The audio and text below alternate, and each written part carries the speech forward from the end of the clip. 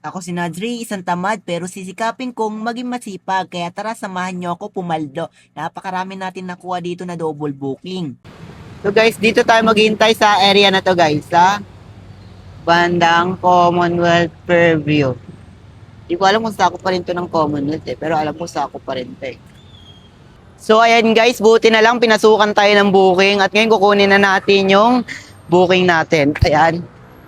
Pababa lang tayo kasi nasa baba yung booking natin.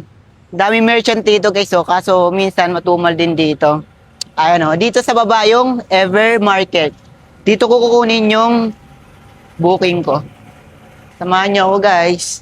Wala naman ako ibang kasama kung hindi kayo lang mga nanonood, di ba? Pasok na tayo. Iba't ibang mga rider yan. May iba't ibang mga number din yan.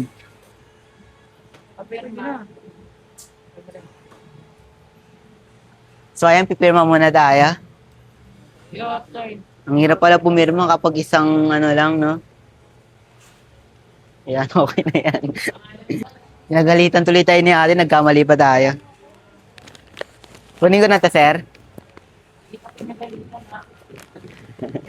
Sabi ni ate, di kita pinagalitan ha, sinabihan lang eh. Sabi ko, syempre joke lang naman, masyado naman seryoso si ate, no? Nagbibiro lang naman tayo, di ba? Medyo funny din si ate, no? Grace, nagulat ako, biglang nag-double booking yung delivery ko. Yung isa, kukunin ko na lang yung isa. Buti na lang nag-double booking, paldo. Actually, doon din siya sa ano guys, sa Evermart din.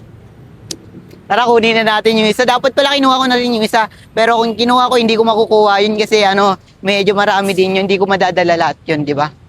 Buti na lang talaga yung malaking bag yung dinala ko kasi ang bala ko sana yung maliit na bag yung dadalhin ko kasi para hindi ako mahirapan.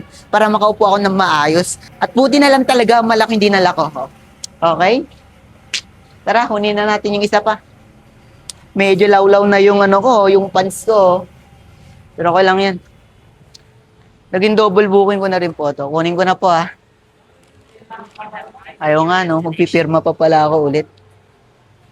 So ayan, nakuha ko na yung pangalawang booking. Medyo nahirapan ako kaya di na ako nakapag-video. Ang sungit pala talaga ni ate no. Ito talaga yung sinasabi ko na hindi dapat ako nagsisi kasi itong bag yung dinala ko. Kasi kung maliit yung dinala ko, hindi magkakasya to, mahirapan ako, di ba? Buti na lang talaga. At itong isa, lalagay ko siya dito sa unahan. Tapos itong isa, saan kaya to? Buti na lang nagkasya yung isa, oh. Napasok ko. Buti na lang. Tara, deliver na natin to. Samahan niyo ako. Let's go! ID, sir. Pa, tanggal ako sir. Helmet. Deliver dun sir. Ah, okay na. Thank you. So guys, andito na ako sa location ng una kong customer.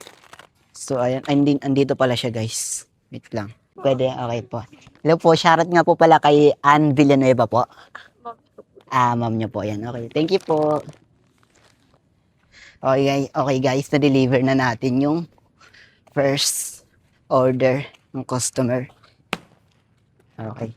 Akala ko siya yun. Ma'am niya pala yun. Yun, tara. Doon naman tayo sa pangalawang customer. Deliver na natin yun sa kanya. Tara. So, ayan guys. Deliver na natin yung pangalawang customer. Sarap sa feel yung hangin guys. Ganda ng hangin guys. At sa oras na to, lobat na yung mic ko, kaya voice over ko na lang. Minsan talaga sa pagiging rider, hindi mo alam kung magiging malakas o mahina ang booking. May mga araw na matagal kang naghihintay, pero may mga araw din na sunod-sunod ang pumapasok. Kaya kapag dumating yung araw o malakas ang booking, kailangan talaga natin sulitin. Pero hindi ibig sabihin na kapag marami ang booking, puro kita lang iniisip natin. Kailangan pa rin natin maging responsible at maingat sa bawat order. Dahil bawat booking ay may customer na naghihintay. At dito mo rin matututunan na sa trabaho hindi laging madali. May mga araw na pagod ka, nainitan, naulanan, o malayo yung pupuntahan. Pero kapag may pangarap ka, kailangan mong matutong magtiyaga. Hindi lahat ng ginagawa natin ngayon ay madali. Pero bawat araw ay bumabangon tayo at nagtatrabaho ay isang hakbang papalapit sa mga pangarap natin. Kaya kung may pinagdadaanan ka ngayon at pakiramdam mo mabagal ang progreso mo, huwag kang panghinaan ng loob. Di naman kailangan malaki agad ang makamit mo. Ang mahalaga, patuloy kang kumikilos kahit maliit ang hakbang mo. Bawat araw, basta hindi ka tumitigil, darating din yung panahon na makikita mo kung gaano kalayo na pala ang narating mo. Habang nagtatrabaho ako, naisip ko lang din yung mga kwento tungkol sa mga prophet na mababasa natin sa Quran. Kung tutuusin, kahit sila na mga pinili ni Allah ay dumaan din sa mga napakaraming pagsubok sa buhay. Hindi naging madali ang buhay nila pero nanatili silang mas matatag sa kanilang pananampalataya. Kaya kung nagustuhan mo ang aking content, pwede bang makahingi ng konting follow and then share mo na rin tong video ko and then mag-comment ka na rin kung nagustuhan mo ba to. Maraming salamat. See you next vlog!